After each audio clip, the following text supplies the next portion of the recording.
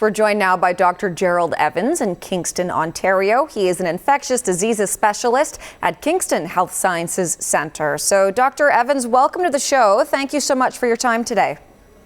Happy to be here, Hillary. So in terms of the Canadian developments here, we'll start with that and then we'll move on to some of these more international developments. We do know that there's now a third Canadian isolating in the Peel region, so that's 3 in Ontario now altogether. And then, of course, there are also these reports from elsewhere around the world about people who are testing positive since they've come home.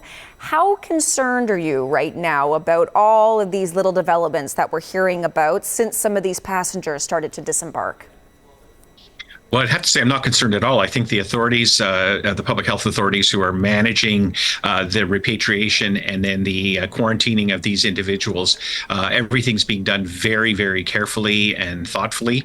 And again, it's really important to point out this is not a virus which has a high propensity for transmission. And many of the cases that we're talking about that are quarantined here in Canada are actually low risk cases in that they likely, the likelihood that they've acquired infection is actually quite low. But I think, everything's being done really quite appropriately based on a lot that we know about this virus. This is not an unknown virus. It's been around for a long time, and we've known about, outbreaks in other parts of the world, principally South America and Argentina and Chile, and outbreaks there were always relatively easy to contain. We have, though, learned about some of these other passengers that have tested positive, including that French woman. I think that people maybe originally thought that close, prolonged contact meant that you were in a cabin with one of these people on the cruise ship that had it. That might suggest that maybe it was around the ship. Does any of this suggest to you that it could be potentially transmitted in the air? Or what are your thoughts now that we're hearing more details about some of these others who are testing positive? Yeah, it's a great question. What we know is that this virus can be transmitted through many different mechanisms, whether they're typically in contact with rodent, things like saliva, stool, and urine. But, contacts are also possible, just contact transmission versus, say, an aerosol-related transmission, although that's clearly certainly known to be a case as well.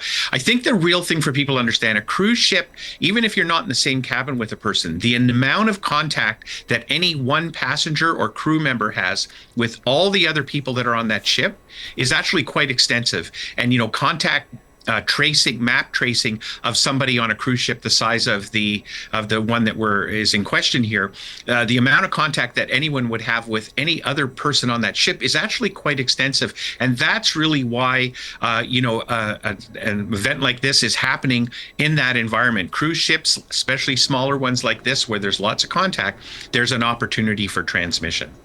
As we look at some of these photos and videos, I'm not sure that you can see them here, Doctor, but we're looking at some of this footage of some of these passengers being taken off the cruise ship, some of these sort of ambulance boats as well, getting passengers to safety.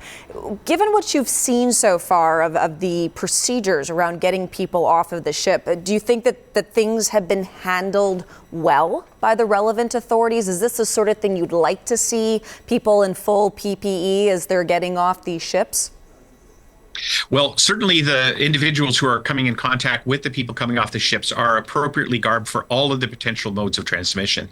The passengers themselves are wearing masks. They're wearing some gowns, some impermeable gowns on, etc. That's over an abundance of caution. I think they're just being really, really careful that if an individual is infected, that there isn't going to be an opportunity for them to potentially, for instance, contaminate the environment they're moving in.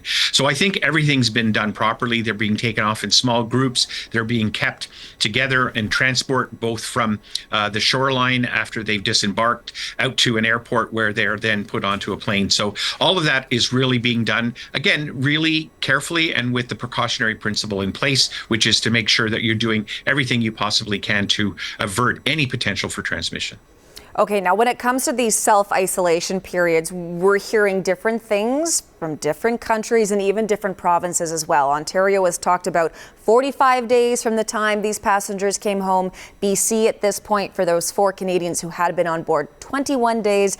Why do you think we're seeing these different timelines? The World Health Organization recommends 42 days, but all of this really seems to be sort of all over the place. Yeah, no, it does seem a bit helter-skelter, I think, when people are looking at this.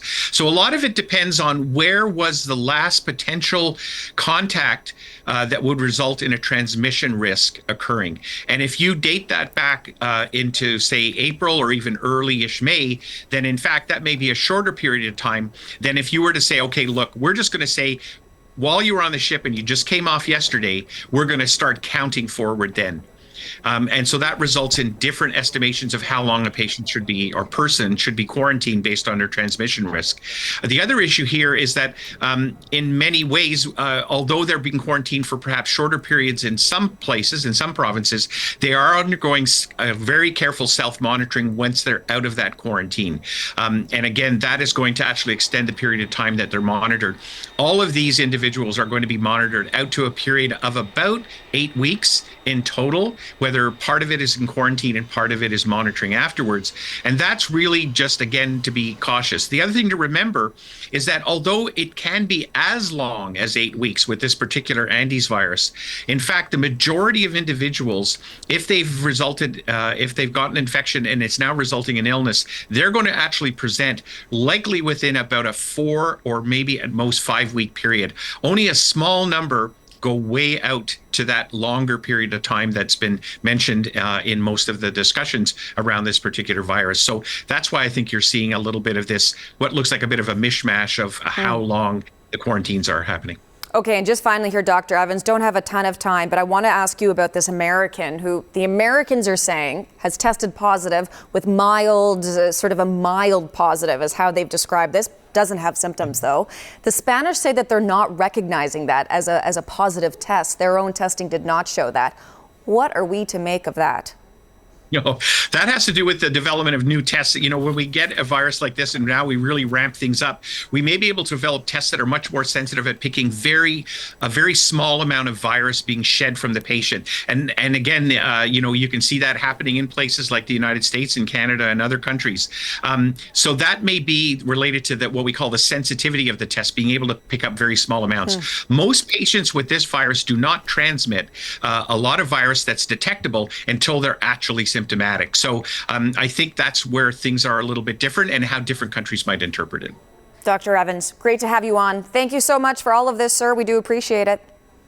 Thanks for having me. That was Dr. Gerald Evans. He's an infectious disease specialist at Kingston Health Sciences Centre.